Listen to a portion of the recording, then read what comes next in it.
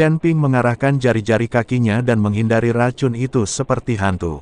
Pada saat yang sama, ia membuat gerakan tangan dengan tangan kirinya, dan teknik konsentrasi di tubuhnya mulai bekerja. Seberkas cahaya keemasan melesat dari telapak tangannya dan tepat mengenai kepala naga ajaib itu. Ah! Naga ajaib itu menjerit melengking, dan tubuh besarnya berguling-guling liar di kolam, memercikkan air yang membasahi seluruh gua. Humazi mengambil kesempatan itu untuk memaksimalkan cahaya liontin giok itu, dan cahaya putih itu menusuk mata naga ajaib bagaikan pedang tajam. Naga iblis itu menutup matanya karena kesakitan, dan tubuh besarnya kehilangan keseimbangan dan jatuh ke pantai. Sekarang, mata Chen Ping berbinar, dan pedang abadi berubah menjadi aliran cahaya, langsung menembus titik vital naga iblis. Darah hitam menyembur keluar seperti air mancur, dan tubuh naga ajaib itu bergerak beberapa kali di tanah sebelum akhirnya berhenti bergerak. Mereka berdua akhirnya menghela napas lega dan duduk di tanah sambil terengah-engah. Kekuatan naga iblis ini sebanding dengan kultivator tingkat 3 di alam abadi bumi.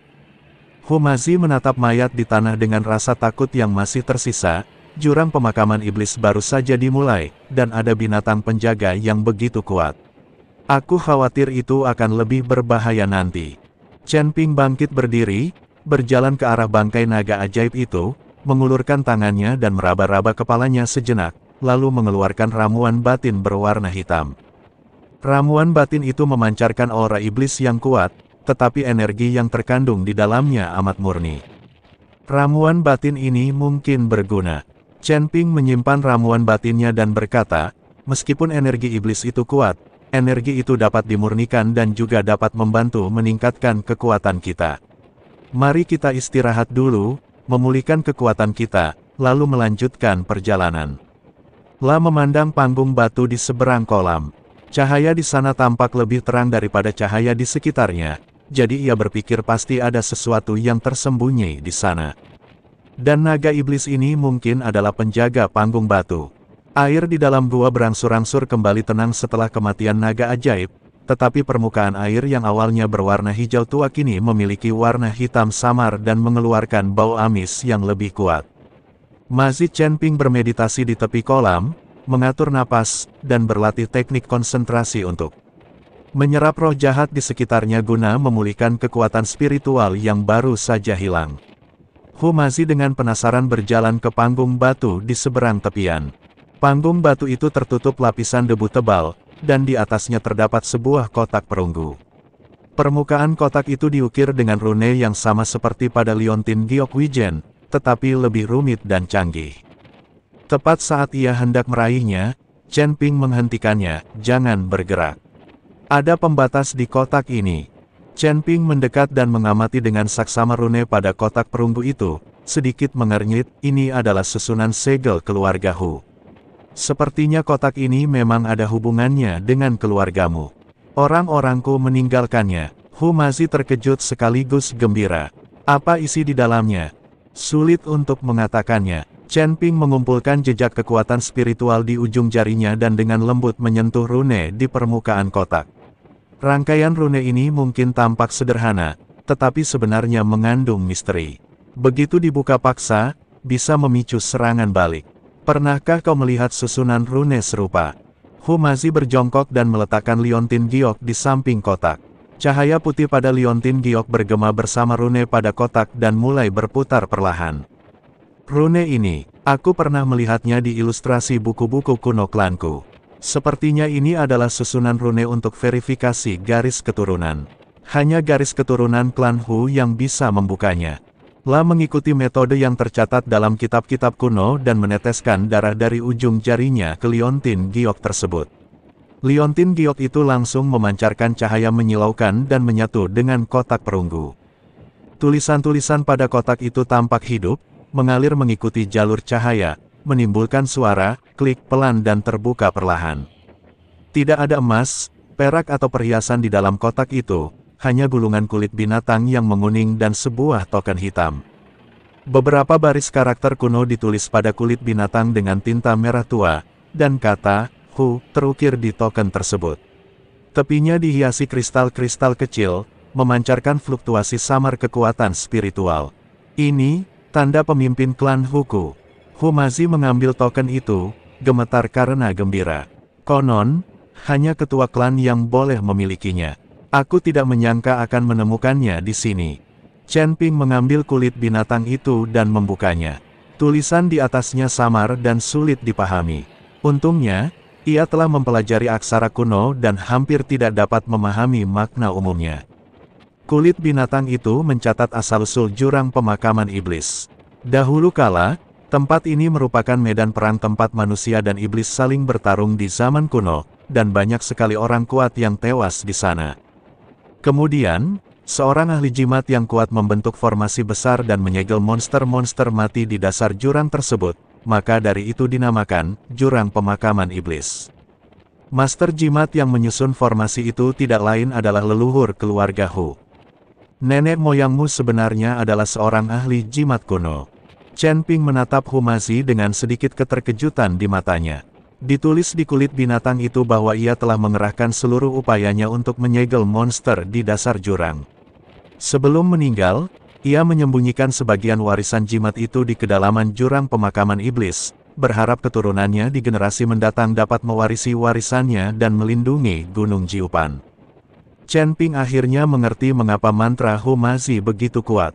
Humazi menatap tulisan di kulit binatang itu, matanya memerah, ternyata keluarga Huku bukan keluarga biasa. Nenek moyang kami memiliki prestasi yang luar biasa, tetapi mengapa kami akhirnya dibasmi? Chen Ping terus membaca, dan bagian belakang kulit binatang itu mencatat rahasia yang mengejutkan. Segel jurang pemakaman iblis tidak abadi. Segel itu melemah setiap 1000 tahun. Misi keluarga Hu saat itu adalah memasuki jurang pemakaman iblis ketika segelnya melemah dan memperkuat kembali formasi jimat. Namun 2800 tahun yang lalu, segel itu tiba-tiba menjadi tidak normal, dan monster di dasar jurang hampir keluar. Keluarga Hu mengerahkan segenap kekuatan mereka untuk menekannya, tetapi mereka rusak parah dan diserang oleh kekuatan tak dikenal. Sepertinya pemusnahan keluarga Humu mungkin terkait dengan segel jurang pemakaman iblis. Chen Ping meletakkan kulit binatang itu dan berkata, kekuatan tak dikenal itu mungkin mencoba menggunakan monster itu untuk menghancurkan segel, atau mengingini warisan jimat peninggalan leluhurmu. Humazi mengepalkan tangannya, kukunya menancap dalam di telapak tangannya, tidak peduli siapapun itu, aku harus mencari tahu. Dia dengan hati-hati menyimpan tanda kebesaran sang patriark dan kulit binatang itu, seolah-olah dia sedang memegang harapan seluruh keluarga. Chen Ping mengarahkan pandangannya ke kedalaman gua, di mana ada pintu batu sempit dengan rangkaian simbol yang sama terukir di atasnya seperti kotak perunggu. Sepertinya ini pintu masuk yang sebenarnya. Ayo pergi. Dengan token pemimpin klan, susunan jimat di gerbang batu runtuh dengan sendirinya, dan mereka berdua berhasil memasuki area berikutnya. Ini adalah koridor panjang dengan rune yang diukir di dinding batu di kedua sisinya. Berbeda dari yang terlihat sebelumnya, rune ini memancarkan cahaya keemasan redup dan jelas merupakan peninggalan para master rune manusia. Rune-rune ini dapat mengusir roh jahat. Sepertinya rune-rune ini diturunkan oleh leluhurmu. Chen Ping mengulurkan tangan dan menyentuh rune-rune itu, merasakan kekuatan lembut mengalir ke tubuhnya. Dengan rune-rune ini, kita seharusnya bisa menghindari sebagian besar bahaya. Di ujung koridor terdapat sebuah ruangan batu besar. Di tengahnya terdapat sebuah prasasti batu setinggi 3 meter yang diukir dengan rune padat dan bersinar dengan cahaya yang menyilaukan. Ada beberapa kerangka berserakan di sekitar prasasti batu. Dilihat dari pakaian mereka, mereka pasti anggota klan Hu. Ini adalah leluhur keluarga Hu saya. Humazi menatap jimat yang tersisa di tulang, matanya kembali berkaca-kaca. Mereka seharusnya datang untuk memperkuat segel, tetapi mereka tidak bisa kembali. Chen Ping berjalan mendekati prasasti batu itu dan mengamati rune-rune di atasnya dengan saksama. Semakin ia mengamati, semakin ia merasa takut. Susunan rune ini sangat indah, mengandung kebenaran hakiki langit dan bumi, jauh melampaui pemahamannya tentang seni rune. Dia mencoba menyelidiki kesadaran spiritualnya ke dalam rune, dan benar-benar merasakan aliran informasi yang besar mengalir ke dalam pikirannya, yang semuanya adalah wawasan dan teknik tentang jalan rune. Ini adalah jimat warisan leluhurmu. Chen Ping memejamkan mata dan menyerap semua informasi. Rune pada prasasti batu itu adalah susunan warisan yang sangat besar. Selama seseorang dari garis keturunan keluarga Hu mendekat, warisan itu bisa diaktifkan. Cepat kemari. Hu Mazi bergegas berjalan ke arah prasasti batu dan menempelkan tanda kebesaran sang patriark di atasnya. Prasasti batu itu tiba-tiba memancarkan cahaya terang, dan rune yang tak terhitung jumlahnya beterbangan dari prasasti batu itu, mengitari Hu Mazi bagaikan kunang-kunang, lalu perlahan menyatu dengan tubuhnya. Hu Mazi hanya merasakan bahwa ada banyak sekali pengetahuan tentang jimat di dalam benaknya, mulai dari pembuatan dasar kertas jimat hingga penyusunan susunan jimat tingkat lanjut. Tubuhnya juga berubah. Energi spiritual di tubuhnya menjadi lebih halus, dan meridiannya yang semula tersumbat kini terbuka berkat kekuatan lembut. Kultivasinya perlahan membaik. Ini benar. Hu Mazi merasakan perubahan pada tubuhnya dan begitu gembira hingga ia tidak bisa berkata-kata. Chen Ping berjaga di samping, dan pada saat yang sama dia juga menyerap informasi jimat yang tersebar di prasasti batu. Meskipun dia tidak memiliki garis keturunan Hu dan tidak bisa memperoleh warisan lengkap, dia mendapat banyak manfaat dari informasi yang tersebar ini, dan pemahamannya tentang jalan jimat menjadi lebih dalam, dan dia bahkan samar-samar menyentuh ranah baru. Setelah waktu yang tidak diketahui, cahaya di prasasti batu perlahan menghilang, dan Hu Mazi membuka matanya. Kilatan cahaya melintas di matanya, dan aura di tubuhnya menjadi jauh lebih kuat dari sebelumnya, benar-benar berhasil mencapai alam abadi duniawi. Saya berhasil mencapai terobosan. Hu Mazi mengepalkan tangannya, merasakan kekuatan yang mengalir deras di tubuhnya. Terima kasih telah mengingatkanku, kalau tidak, aku akan kehilangan warisan ini. Kau telah membangkitkan kekuatan bawaanmu. Kekuatanmu tidak akan meningkat secepat ini hanya dengan mengandalkan warisan. Chen Ping tahu bahwa Hu Mazi awalnya sangat kuat, tetapi setelah beberapa reinkarnasi, kekuatannya tampaknya tersegel. Sekarang, dengan bantuan kekuatan warisan, kekuatan Hu Mazi telah terbuka sebagian, sehingga ia dapat segera mencapai alam abadi duniawi. Kekuatan Hu Mazi akan semakin meningkat di masa depan. Tatapan Chen Ping tertuju pada sederet karakter kecil di bagian bawah prasasti batu. Sepertinya kita harus mempercepat. Prasasti batu itu mengatakan bahwa seorang jenderal iblis kuno disegel di area inti jurang pemakaman iblis. Sekarang segelnya sangat lemah. Jika bocor, akibatnya akan sangat buruk. Wajah Hu Mazi menjadi gelap, lalu harta karun yang diinginkan Yu Yue, mungkinkah berada di area inti? Sangat mungkin. Chen Ping mengangguk, para iblis selalu ingin melepaskan monster dari jurang. Harta karun yang diminta Yu Yue untuk kita dapatkan mungkin sesuatu yang dapat mengendalikan para jenderal iblis. Kita harus menemukan harta karun itu sebelum orang-orangnya tiba, kalau tidak akibatnya akan mengerikan. Keduanya tidak berani menunda dan terus masuk lebih dalam di sepanjang lorong di belakang prasasti batu. Lorong itu makin lama makin sempit, dan tenaga iblis makin lama makin pekat, tetapi dengan rune peninggalan leluhur keluarga Hu dan token ketua klan pada Hu Mazi, tenaga iblis sama sekali tak dapat mendekati mereka. Setelah berjalan sekitar setengah jam, sebuah kolam magma muncul di hadapan mereka. Magma merah tua bergulung-gulung di dalamnya, mengeluarkan napas yang membakar, dan membakar dinding-dinding batu di sekitarnya hingga berwarna merah. Tidak ada jembatan yang melintasi kolam lava, hanya beberapa rantai besi tebal yang menghubungkan sisi lainnya. Rantai-rantai itu berkarat dan tampak seperti bisa putus kapan saja. Bagaimana saya bisa melewati ini? Hu Mazi menatap magma yang bergulung-gulung dengan cemberut. Rantainya terlalu tipis. Rantainya sama sekali tidak mampu menahan beban kita. Keduanya tidak bisa terbang saat itu dan hanya bisa bergerak maju dengan berjalan kaki. Kemunculan tiba-tiba kolam magma seperti itu sangat mematikan. Chen Ping mengamati sekeliling kolam magma dan menemukan batu-batu yang menonjol dengan ukiran rune yang teratur di dinding batu. Batu-batu ini adalah pijakan. Rune di atasnya dapat menahan suhu tinggi. Kita bisa menginjak batu-batu itu untuk melewatinya. La melompat ke batu pertama, yang memang sekeras batu. Kekuatan yang dipancarkan rune mengisolasi napas membara di luar.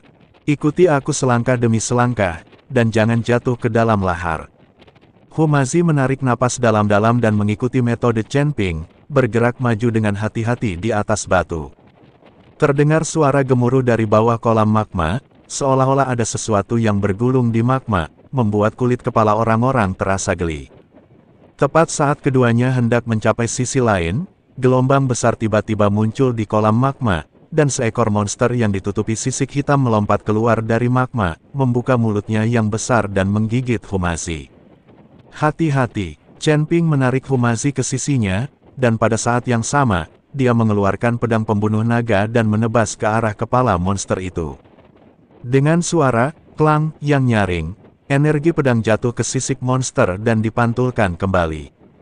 Monster itu meraung dan mencambuk kedua pria itu dengan ekornya seperti cambuk baja, menghancurkan batu-batu di bawah kaki mereka. Itu kadal iblis magma. Humazi mengenali monster itu. Kitab-kitab kuno mengatakan ia memakan magma, kebal terhadap pedang dan senjata, serta kebal terhadap air dan api. Chen Ping menatap mata monster yang berkobar-kobar itu, dan hatinya bergetar. Kelemahannya seharusnya ada di matanya. Tuan Hu, gunakan jimatmu untuk menahannya. Humazi segera mengeluarkan beberapa lembar kertas jimat, menyuntikkan kekuatan spiritual ke dalamnya, dan melemparkannya ke kadal iblis. Kertas jimat itu berubah menjadi beberapa jaring cahaya keemasan di udara, melilit tubuh kadal iblis.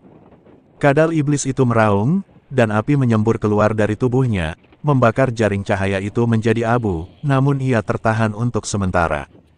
Memanfaatkan kesempatan ini, Chen Ping melesat menuju kepala kadal iblis itu bagai anak panah.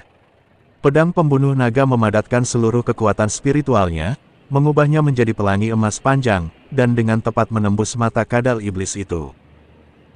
Kadal iblis itu menjerit melengking, dan tubuhnya yang besar berguling-guling liar di kolam magma, dan magma yang mengaduk itu jatuh bagai hujan badai. Pergi, Chen Ping menarik Humazi dan melompat ke seberang. Menoleh ke belakang, ia melihat kadal ajaib itu berjuang beberapa kali di kolam lava, lalu akhirnya tenggelam ke dasar kolam dan berhenti bergerak. Kedua lelaki itu terjatuh ke tanah, terengah-engah, punggung mereka basah oleh keringat dingin. Demon Burial abis ini sungguh mendebarkan di setiap langkahnya. Humazi menyeka keringat di wajahnya dan berkata, jika kita terus seperti ini, bahkan jika kita tidak dibunuh oleh monster itu, kita akan mati kelelahan. Chen Ping berdiri dan melihat ke arah lorong di sisi lain. Setelah melewati kolam magma, kita seharusnya sudah dekat dengan area inti. Ayo kita bekerja lebih keras. Dia mengeluarkan beberapa pil dari bungkusnya dan menyerahkannya kepada Humazi. Isi ulang tenagamu dulu, jalan di depan mungkin lebih berbahaya.